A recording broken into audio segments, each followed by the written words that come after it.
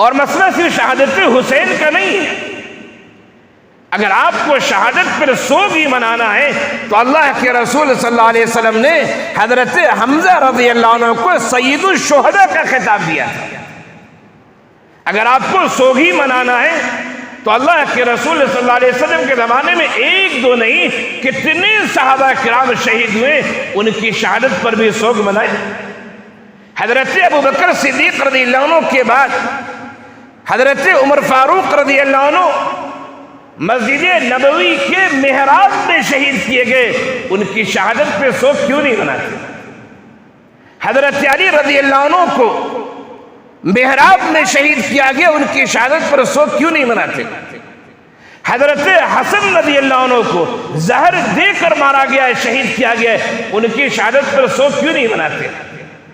اور ان سب سے زیادہ ایک دردناک شہادت جو حضرت عثمان غنی رضی اللہ عنہ کی شہادت تھی، آخر ان کی شہادت پر سوگ کیوں نہیں مناتے؟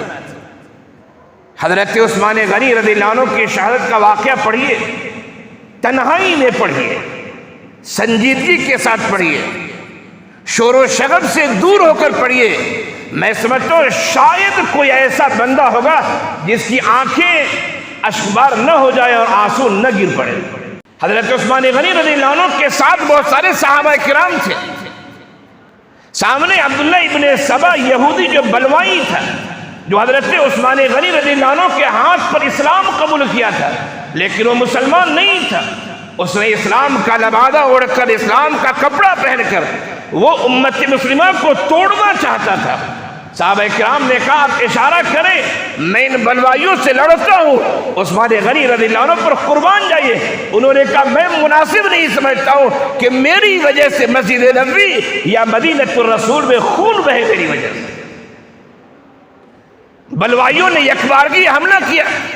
حالانکہ عثمان غنی رضی اللہ عنہ نے کہا تھا کہ لوگوں تم مجھے مارنا کیوں چاہتے ہو، ذرا یہ بتا دو.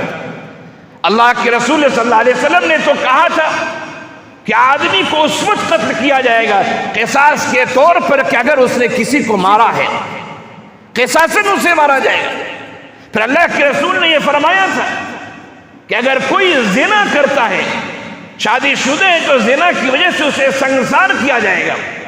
اور ہمارے نبی نے فرمایا تھا کہ اگر کوئی آدمی مرتد ہو جاتا ہے تو ارتداد کی وجہ سے اسے مارا جائے گا. میں اللہ کی قسم کھا کر کہتا ہوں، نہ میں مرتد ہوا ہوں، نہ میں نے زنا کیا ہے، نہ میں نے کسی قتل کیا ہے. تم لوگ مجھے مارنا چاہتے ہو تو کیوں مارنا چاہتے ہو؟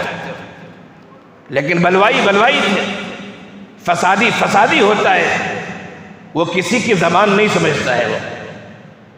اسے تو خون کی پیاس ہوتی ہے کہ میں خون بہاؤں. حضرت عثمان غنی رضی اللہ عنہ کو شہید کیا گیا.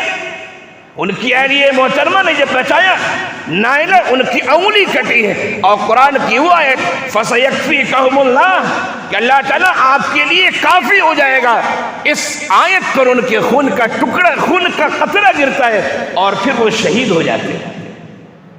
تاریخ اسلامی کا دردناک واقعہ اگر دیکھا جائے تو اللہ کے رسول صلی اللہ علیہ وسلم کے زمانے میں شہادت کا واقعہ حضرت حمزہ رضی اللہ عنہ کا واقعہ تھا کہ ان کے ناک کاٹ دیے گئے، کان کاٹ دیے گئے، ان کے سینے کو چیر کر دل گردہ نکال لیا گیا. یہ اللہ کے رسول کے زمانے میں انتہائی المناک واقعہ تھا. اور دوسرا واقعہ دیکھا جائے تو حضرت عثمان غنی رضی اللہ عنہ کا واقعہ تھا. اور یہ تیسرا واقعہ جو اللہ کے رسول صلی اللہ علیہ وسلم کی وفات کے تقریباً 50 سال کے بعد وہ پیش آیا، وہ حضرت حسین رضی اللہ عنہ کی شہادت کا واقعہ یقیناً المناک ہے. اس کا انکار کوئی نہیں کر سکتا ہے. لیکن المناک کا مطلب یہ نہیں ہے کہ آپ اسے زندگی بھر ڈھوتے رہیں، زندگی بھر وہ کام کرتے ہوئے جس کی شریعت اجازت نہیں دیتی. حضرت عثمان غنی رضی اللہ عنہ کی شہادت کو پڑھیے، حضرت حسین رضی اللہ عنہ کی شہادت کو پڑھیے. یقیناً درد سے بھری ہوئی شہادت ہے، لیکن ہمیں اور آپ کو شریعت کے دائرے میں رہنا ہے. شریعت کے دائرے کو نہیں پھاندنا ہے، اس سے آگے نہیں نکلنا ہے.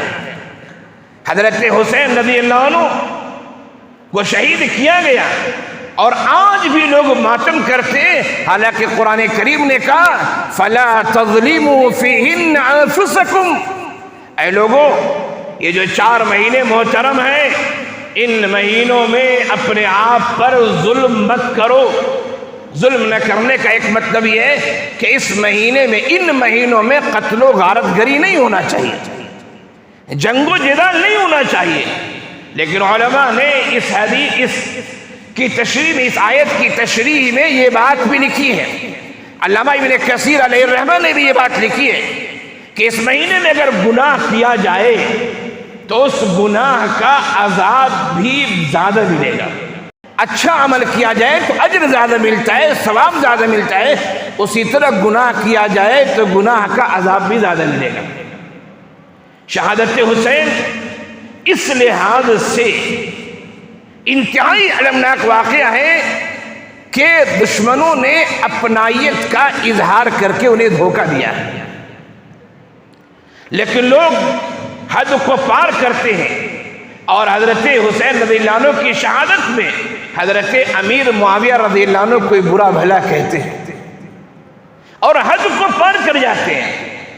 اہل سنت والجماعت کا یہ عقیدہ ہے، یہ ایمان ہے، الصحابۃ کلہم عدول، صحابہ تمام کے تمام عادل ہیں، اچھے ہیں، صحابہ کرام کے بارے میں ہمیں لب کشائی نہیں کرنی چاہیے۔